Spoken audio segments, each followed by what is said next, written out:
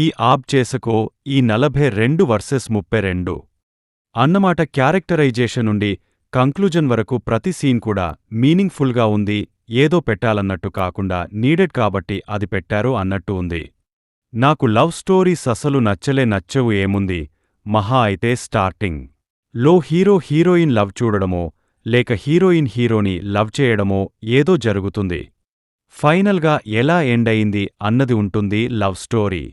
కానీ ఇక్కడ కొత్తగా అనిపించింది ఏంటంటే age factor and maturity levels. 1 hour 55 minutes run time తోనెలిలో లో స్ట్రీమ్ అవుతుంది. తెలుగు డబ్బింగ్ కూడా సూపర్ ఉంది. సాంగ్స్ని డబ్ చేయకుండా హిందీలోనే ఉంచేశారు. ఇక ఫ్యామిలీస్ చూడొచ్చు అంటే ఒక్క 2 సీన్స్ దగ్గర ఇంకా 2 డైలాగ్స్ ఇవి ఇబ్బంది పెడతాయి, మిగతాదంతా చూడొచ్చు.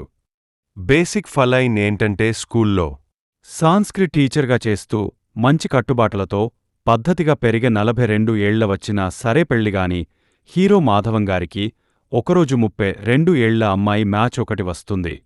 అసలు ఆ మ్యాచ్ ఎలా వచ్చింది, ఆ తర్వాత వీళ్ల లవ్ స్టోరీ ఏం జరిగింది, చివరికి ఏమైంది అన్నది స్టోరీ. మైనస్లో ముందు చెప్పేస్తా, ఇదొక లవ్ స్టోరీ ఫిల్మ్ కాబట్టి మాస్ ఎలిమెంట్స్ ఉన్న ఫిలిమ్స్ని ఇంకా థ్రిల్లర్స్ని మాత్రమే ఇష్టపడేవారికి ఏమని చెప్పవచ్చు. అలాగే యప్చాట్ విషయంలో హీరోయిన్ పాయింట్ ఆఫ్ వ్యూ కొంచెం లిబర్టీ తీసుకున్నారు అందర్. ఎక్స్ప్లోర్డ్గా ఇంకా పాజిటివ్గా మార్చడానికి మేబీ ఇంకా మధ్యలో ఒక song and few slow moments ఇవి ఇబ్బంది పెడతాయి. ఇక ప్లస్ పాయింట్స్ విషయానికి వస్తే ఆర్ మాధవంగారికి ఫ్యాన్స్ అవ్వనివారు ఈ సినిమాతో డెఫినెట్గా ఆయన పర్ఫార్మెన్స్కి ఫ్యాన్స్ అవుతారు.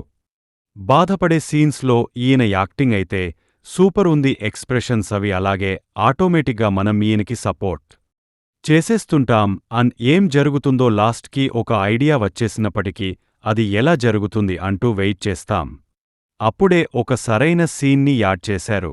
క్లైమాక్స్లో మ్యూజిక్ అండ్ సాంగ్స్ 2 వదిరాయి. మ్యూజిక్ డైరెక్టర్ ఎవరా అని సినిమా అయిపోయిన తర్వాత చెక్ చేస్తే రోచక్ కోహ్లీ గారితో పాటు జస్టిన్ ప్రభాకర్ గారు అంట మేబీ బ్యాక్గ్రౌండ్ మ్యూజిక్ ఇచ్చుంటారు. అద్దరిక కొట్టేశారు. ఫస్ట్ సాంగ్ ఐడియా బాగుంది. ఇంకా ఫస్ట్ హాఫ్లోని లవ్ స్టోరీతో కనెక్ట్ చేయడం, ఇంటర్వల్ టైంకి ఒక కాన్ఫ్లిక్ట్ని పెట్టి ఇంకాస్త మెచ్యూర్గా మూవీని మార్చడం ఇది బాగుంది. అలాగే మిగతా యాక్టర్స్ పర్ఫార్మెన్సెస్ వాళ్ల ప్రెజెన్స్ కూడా హెల్ప్ అయింది.